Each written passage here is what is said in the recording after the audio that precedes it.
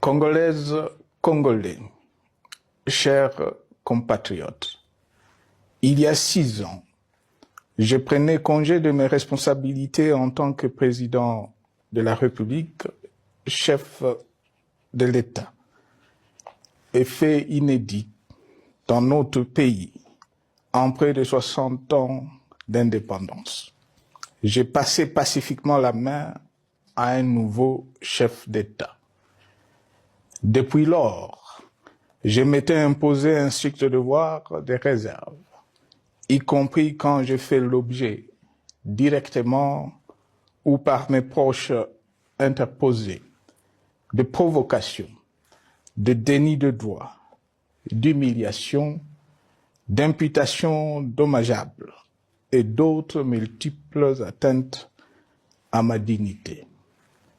D'abord, parce que je suis convaincu que le temps est le meilleur allié de la vérité, un antidote lent mais puissant contre le venin du mensonge et de la délation. Mais aussi et surtout, parce qu'agir autrement aurait fait le jeu de ceux qui, par cette campagne odieuse, cherchaient à détourner l'attention de notre peuple de leur incapacité, aujourd'hui avérée, à répondre à ses attentes et aspirations. J'ai enfin décidé de briser ce long silence, de sortir de ma réserve et de m'adresser à vous parce que l'enjeu est de taille. Il est même existentiel. Non pas pour ma famille politique ou biologique, moins encore pour ma modeste personne, mais plutôt pour la nation congolaise et pour l'avenir de notre cher et beau pays.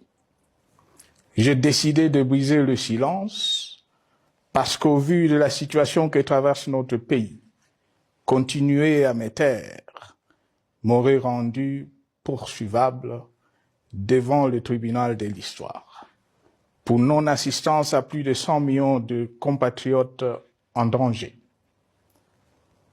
Je saisis cette opportunité pour partager avec vous mes réflexions et participer ainsi à la recherche de la solution à la crise que traverse notre pays, la République démocratique du Congo, terre de nos ancêtres, car il est gravement malade et son pronostic vital engagé. Mieux que quiconque, vous en êtes conscient, car vous en faites quotidiennement les frais dans votre chair et vous en payez le prix.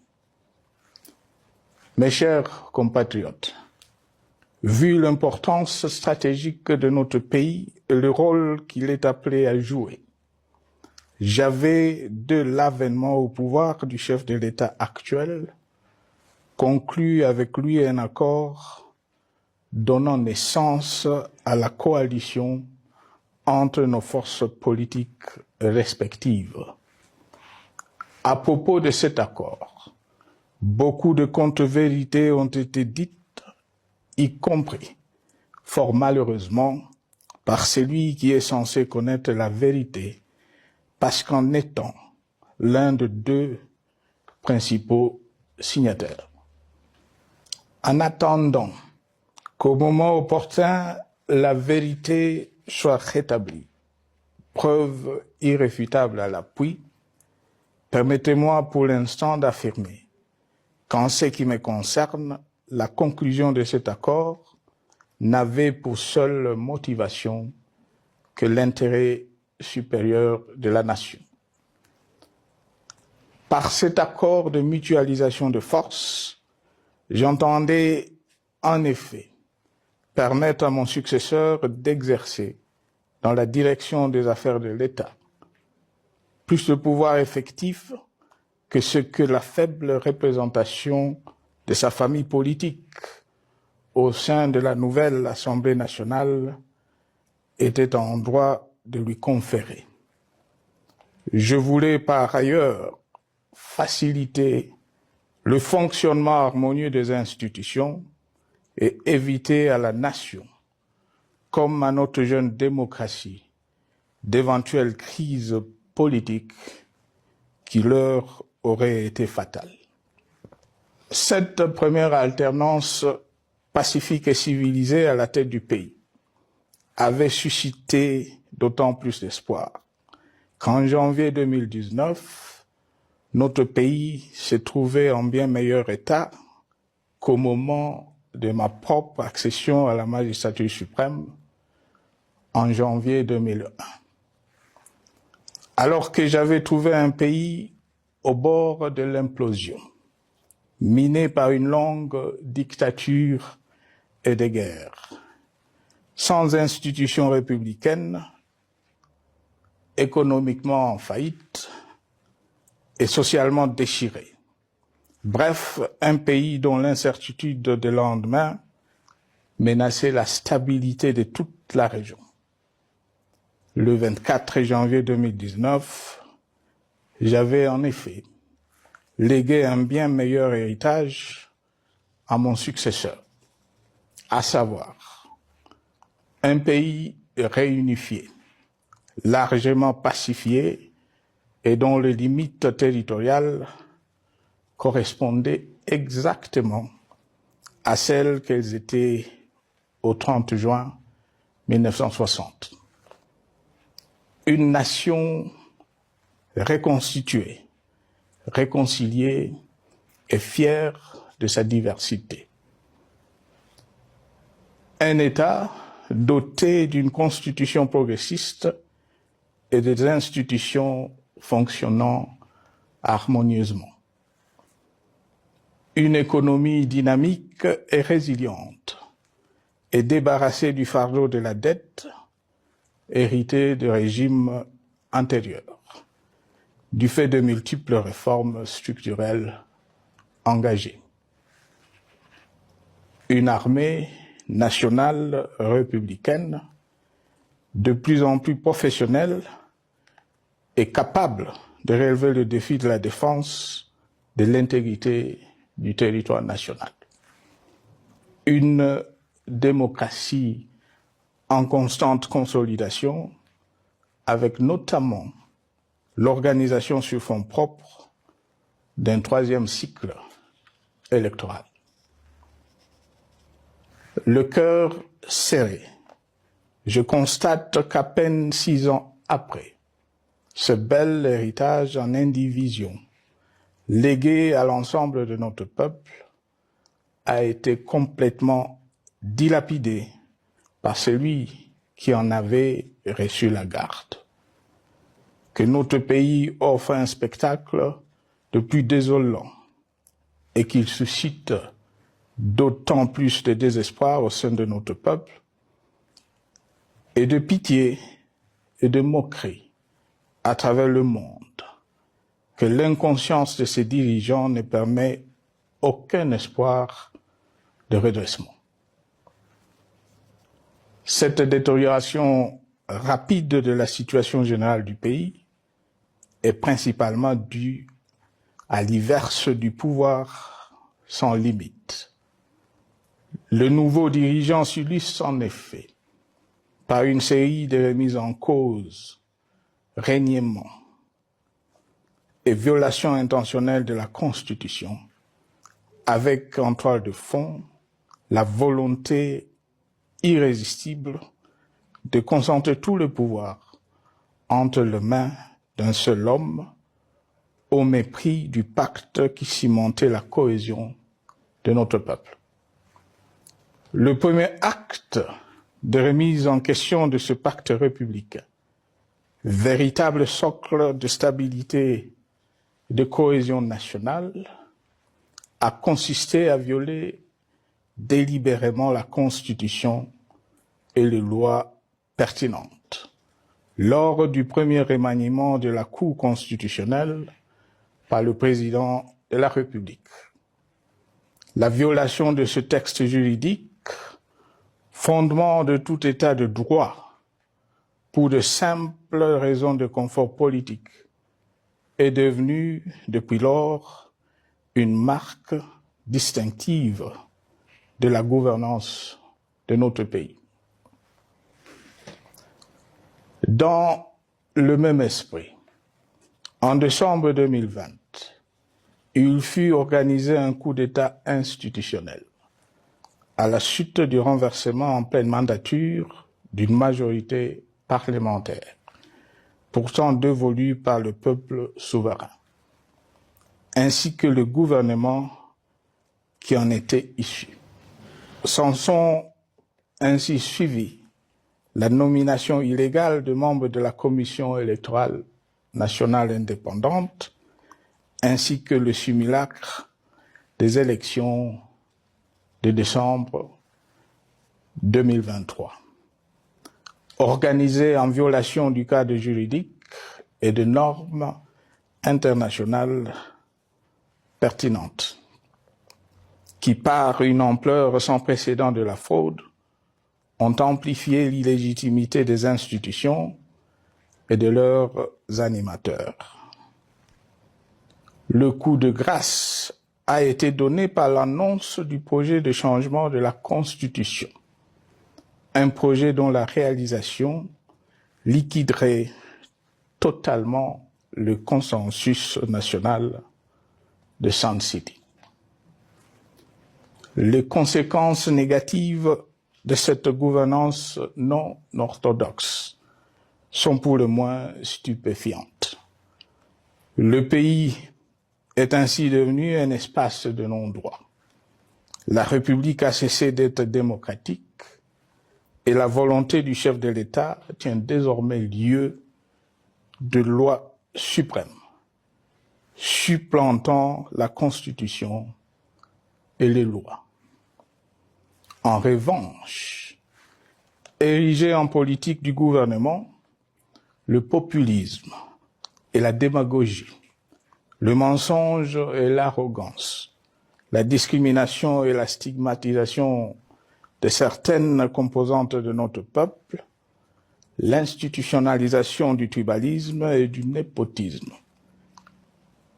l'opposition de communautés nationales les unes aux autres, le discours de haine et l'injustice ainsi que l'impunité ont d'autant plus aisément détruit la cohésion nationale et le vivre ensemble que l'opulence outrancière et le non-respect de la parole donnée sont les maîtres mots de la classe politique au pouvoir. Ce qui a rendu le pays fragile et donc vulnérable.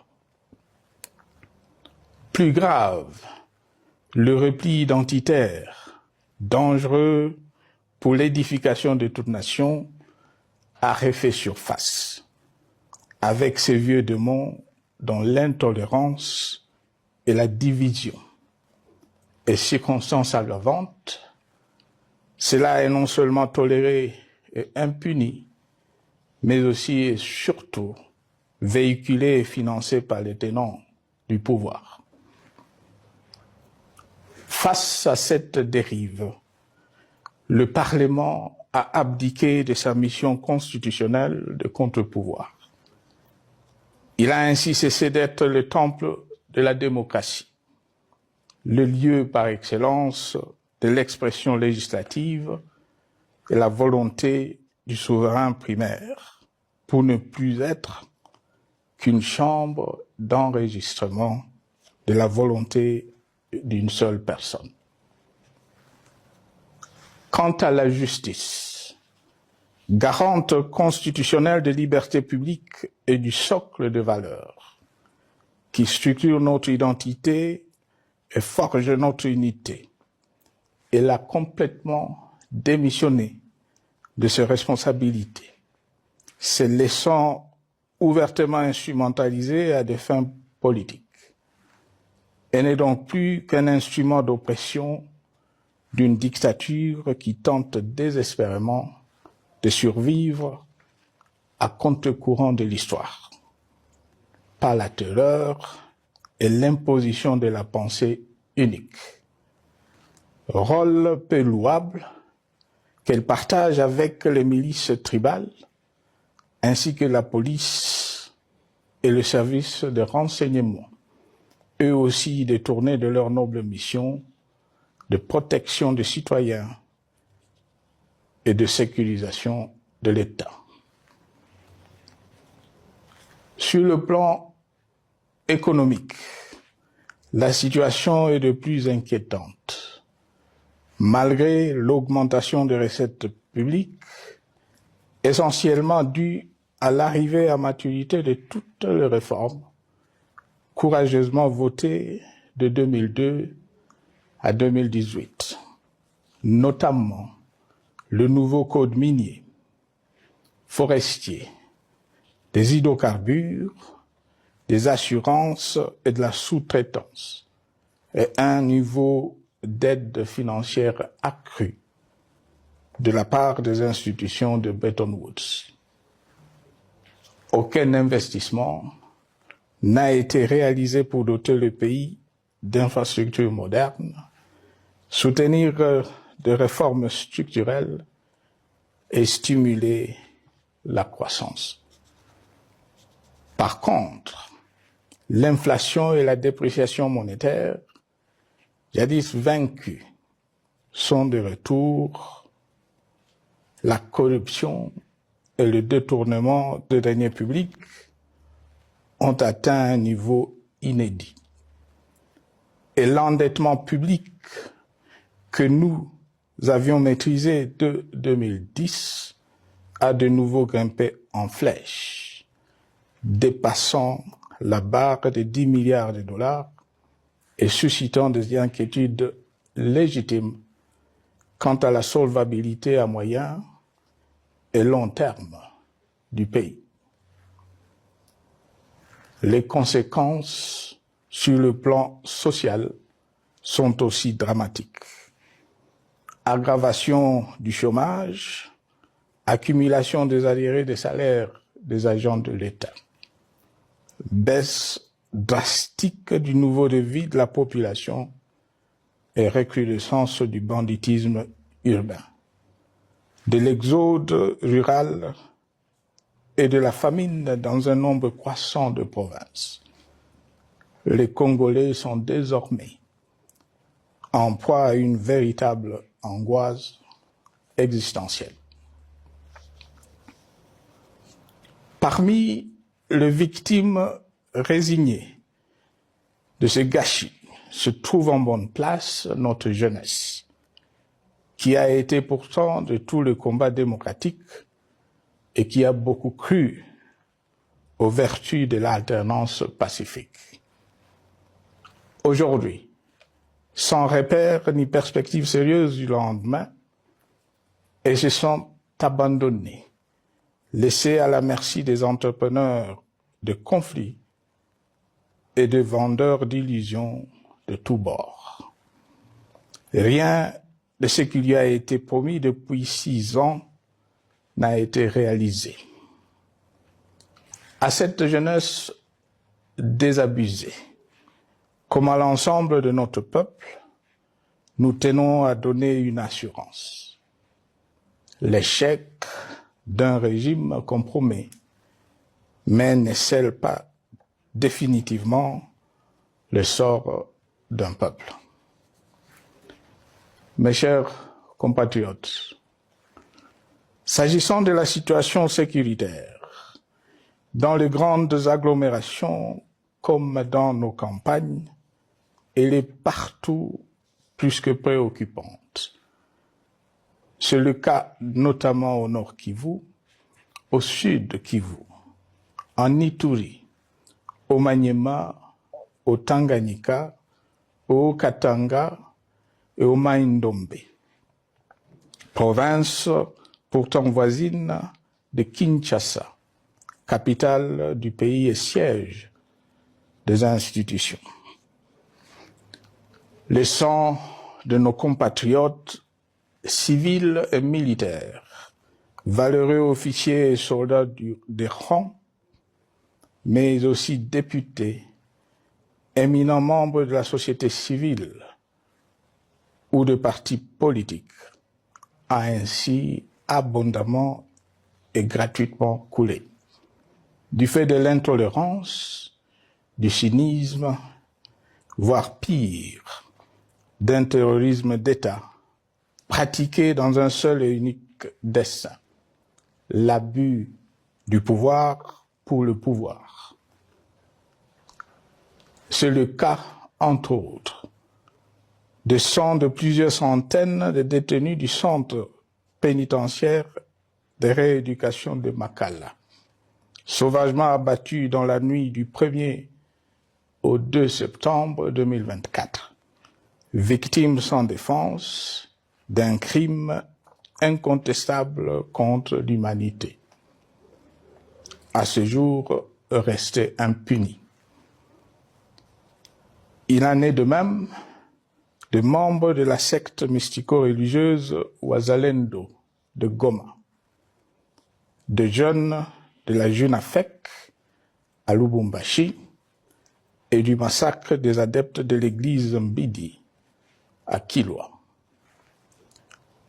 Cette déliquescence de la situation sécuritaire est due à la mauvaise gouvernance du pays qui, dans ces secteurs, est aujourd'hui caractérisée par une formation militaire bâclée, des recrutements et mises en place ethniquement motivés, ainsi que par l'emprisonnement sans jugement, aussi bien de plusieurs militaires et officiers de haut rang que des agents de l'ordre et de sécurité, majoritairement swahiliphones.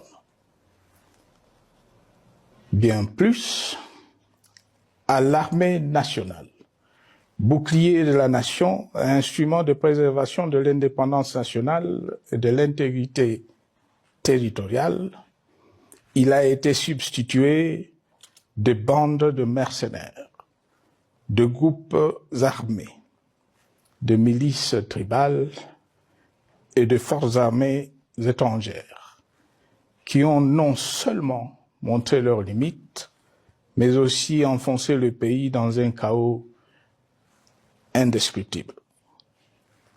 L'État a ainsi perdu le monopole de la violence légitime en sous-traitant aux groupes armés, autrefois maîtrisés, le maintien de l'ordre public et de la tranquillité nationale. Et comme si cela ne suffisait pas, l'armée nationale est vilipendée, conspuée et tournée en dérision par les autorités qui n'assument jamais rien alors qu'elles sont censées veiller à sa consolidation et à sa respectabilité.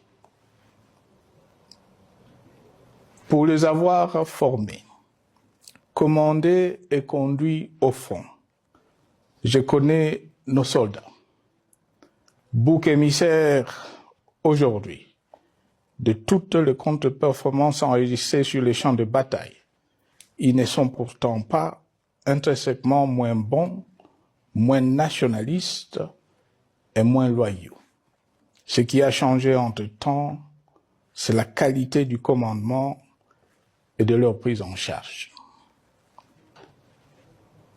Au niveau régional, le gouvernement a levé l'option désastreuse de se détourner de deux principaux instruments internationaux qui étaient à la base de l'architecture régionale de paix et de sécurité, laquelle avait permis la stabilité régionale que le président actuel avait trouvée lors de son accession au pouvoir, à savoir le pacte sur la sécurité, la stabilité et le développement dans la région de Grand Lac et l'accord cadre pour la paix, la sécurité et la coopération pour la République démocratique du Congo et la région.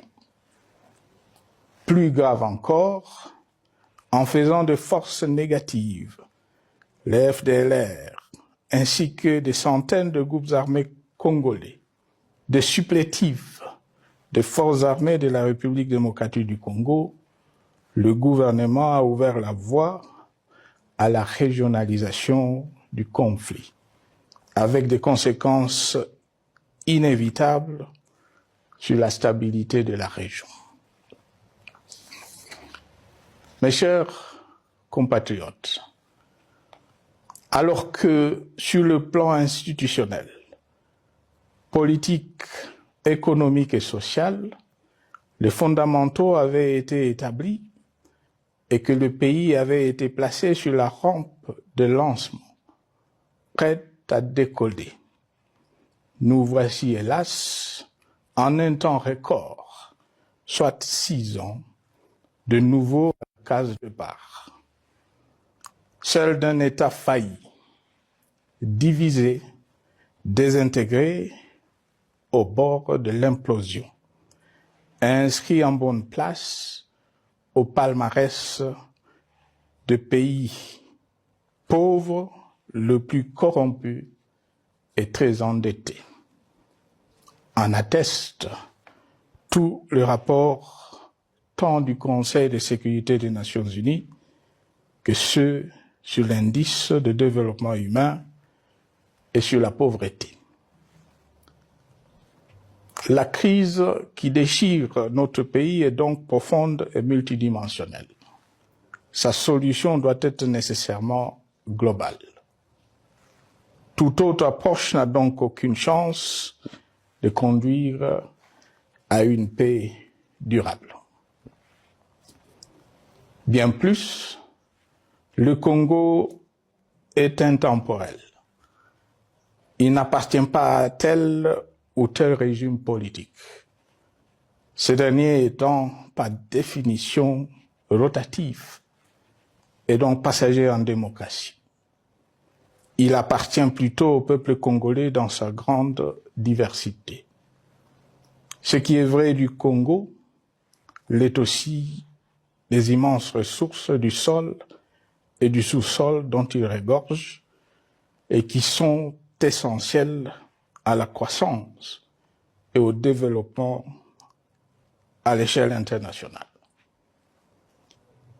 Que tous, au pays comme à travers le monde, en tiennent compte et qu'ils inscrivent leurs projets dans une perspective qui privilégie l'intérêt du Congo et des Congolais, plutôt que celui de ceux qui, à un moment ou à un autre, dirige le pays.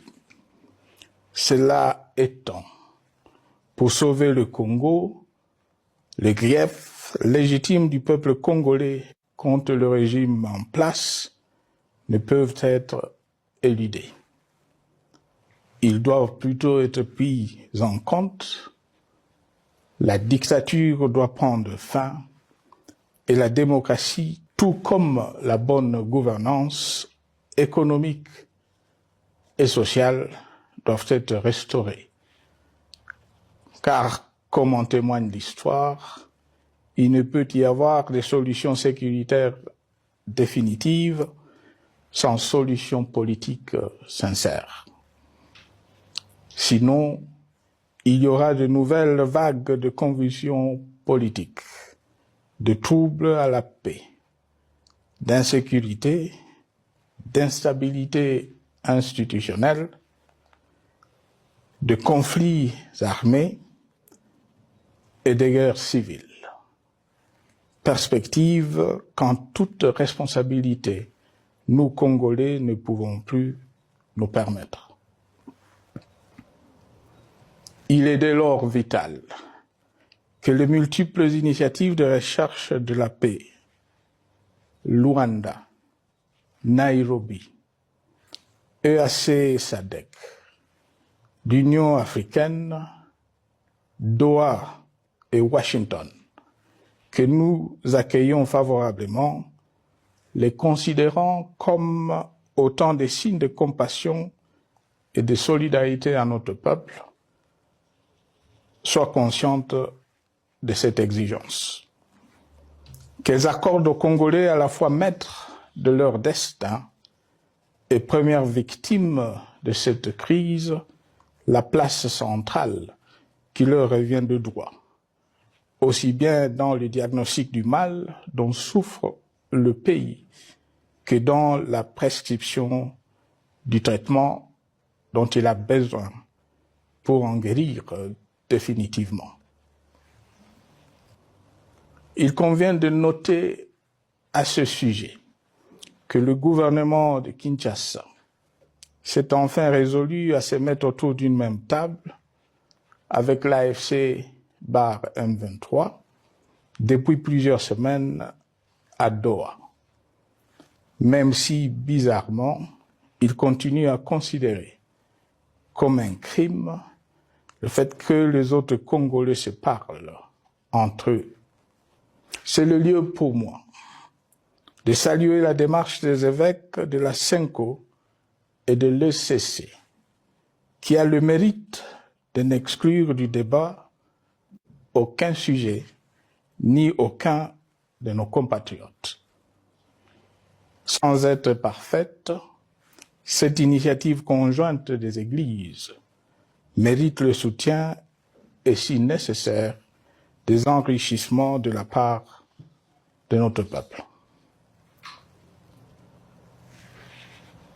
Mes chers compatriotes, une fois n'étant pas coutume, il convient de dénoncer la falsification de l'histoire par ceux dont le jeu pervers dans l'opposition naguère, comme aujourd'hui au pouvoir, a consisté et consiste encore à calomnier, à diffamer, à diaboliser et à diviser pour gagner et régner, à se défausser sur les autres pour justifier leur contre-performance, quelles qu'en soient les conséquences sur la cohésion nationale ou en termes de vies humaines injustement brisées ou perdues. Une preuve, s'il en fallait encore, vient de nous en être donnée une fois de plus. Il y a quelques jours, en effet, suite à une simple rumeur de la rue ou des réseaux sociaux sur ma prétendue présence à Goma, où je veux me rendre dans les prochains jours, comme annoncé par ailleurs, le régime en place à Kinshasa a pris des décisions arbitraires, avec une légèreté déconcertante qui témoigne du recul spectaculaire de la démocratie. Mieux que quiconque, vous savez que pour moi, le Congo est la priorité absolue, que sa souveraineté et son intégrité territoriale ne sont pas négociables, que mon engagement pour la démocratie, la cohésion nationale, la paix et la stabilité n'est pas un slogan creux, et que le respect de la Constitution et des lois du pays, autant que celui de la parole donnée, sont sacrés. Militaire, j'ai juré de défendre la patrie jusqu'au sacrifice suprême. Hier au pouvoir, aujourd'hui en dehors du pouvoir, je demeure plus que jamais fidèle à ce serment. En ce moment où le pays est de nouveau divisé, appelé par le destin, j'ai le devoir d'œuvrer à la recherche de la paix et de contribuer à la reconstruction de notre pays qui se meurt. C'est dans cet esprit que j'ai choisi ce moment pour exprimer ma sympathie à l'endroit de toutes les victimes du conflit en cours, de réconforter et marquer ma solidarité avec la population de la partie orientale. Vous, qui êtes abandonnés par le pouvoir central, qui semble avoir pris le parti de vous punir, entre autres, en déconnectant les institutions financières du réseau bancaire national, et en restreignant le mouvement de personnes et de biens. Ces décisions et bien d'autres vous asphyxient et rendent votre vie plus précaire que jamais. J'en appelle aux uns et aux autres, en particulier au gouvernement, d'humaniser les conditions de vie de nos compatriotes de cette partie du territoire national. Ils ont droit à la vie, à la scolarisation de leurs enfants et aux autres conditions du bien-être. En entendant le rétablissement de l'autorité de l'État sur toute l'étendue du territoire national, j'invite les tenants du pouvoir à protéger la population. De même, l'armée, la justice, les autres structures en charge de l'ordre et de la sécurité doivent être véritablement au service de la population et répondre à ses aspirations. Mes chers compatriotes, de par mon expérience dans des situations similaires, le patriotisme et l'humanisme ont guidé le processus de règlement de conflits et ont porté de fruits dans le passé, aussi bien sur les champs de bataille que sur celui des négociations ou du dialogue. Notre pays avait été divisé de quasi-moitié pendant quelques années. La sagesse avait alors prévalu. Nous avions recollé le morceau et le pays a survécu dans son unité. C'est ainsi qu'après quelques années de réflexion sur la crise en cours, après avoir consulté des chefs d'État et des anciens chefs d'État de la région, ainsi que des acteurs politiques et sociaux, nationaux et étrangers, j'ai fait ce jour une proposition qui engage la nation tout entière à un sursaut patriotique pour un pacte citoyen afin de tirer le pays du gouffre. Le travail hardi qui s'impose à nous portera notamment sur les 12 points suivants. 1. Mettre fin à la dictature, mieux à la tyrannie. 2. Arrêter la guerre. 3. Rétablir l'autorité de l'État sur toute l'étendue du territoire national. 4. Restaurer la démocratie en revenant aux fondamentaux d'un véritable État de droit. 5. Rétablir les libertés fondamentales. 6. Réconcilier le Congolais et reconstruire la cohésion nationale. 7. Relancer le développement du pays par la mise en place d'une bonne gouvernance économique, une gestion administrative et financière orthodoxe et une répartition équitable des ressources nationales. 8. Relancer le dialogue sincère et permanent avec tous les pays voisins en vue de l'instauration de la paix et du développement durable dans la région. 9.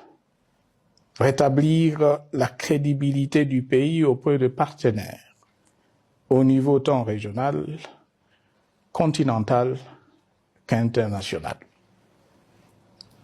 10.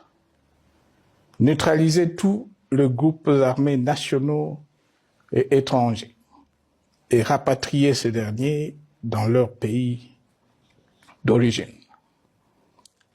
11. Mettre définitivement fin au recours et à l'utilisation de mercenaires, conformément à la Convention de l'Union africaine sur l'élimination du mercenariat en Afrique du 3 juillet 1977 et à la résolution des Nations Unies du 4 décembre 1989 portant sur la Convention internationale contre le recrutement, l'utilisation, le financement et l'instruction de mercenaires et rapatrier sans condition ceux qui sont déjà déployés sur le sol congolais. 12. Ordonner le retrait sans délai de toutes les troupes étrangères du territoire national. À ce sujet, je salue la décision sage des pays de la SADC de retirer les troupes de la SAMI DRC de notre pays. Vu l'immensité de la tâche ainsi décrite, je lance un appel solennel à tous les Congolais, sans distinction de sexe, d'ethnie, d'âge, de classe sociale, de zone géographique ou d'appartenance politique, qui aiment passionnément le Congo, qui sont prêts à tous les sacrifices, qui adhèrent sans réserve au pacte républicain de Sun City et qui tiennent au respect de la Constitution du 18 février 2006 à s'unir autour de ces objectifs. Il s'agit de la refondation de l'État et de l'édification d'un pays qui a perdu ses repères. Mobilisons-nous et mettons à profit tous les moyens à notre disposition pour restaurer l'unité nationale, sauver le Congo et préserver son indépendance. Car l'Afrique et le monde nous regardent. Mes chers compatriotes, le Congo vaut mieux que la caricature qu'en donnent ses dirigeants actuels. Le Congo mérite mieux que cette politique extérieure faite de jérémiades et de mendicité. J'ai donc la ferme conviction que le peuple congolais est capable, aujourd'hui comme en 1960, de vaincre le démon de la division, qu'il est capable aujourd'hui, comme au cours de la décennie 90, de vaincre la tyrannie et la tentation du pouvoir absolu. Qu'il est capable aujourd'hui, comme en 2003, de prendre le dessus sur ce qui nous divise et de mettre fin à la violence armée qui oppose ses enfants. Pour y parvenir, chacun doit jouer sa partition. Je m'engage à jouer la mienne. Que Dieu bénisse la République démocratique du Congo, qu'il bénisse individuellement chacun de vous. Je vous remercie.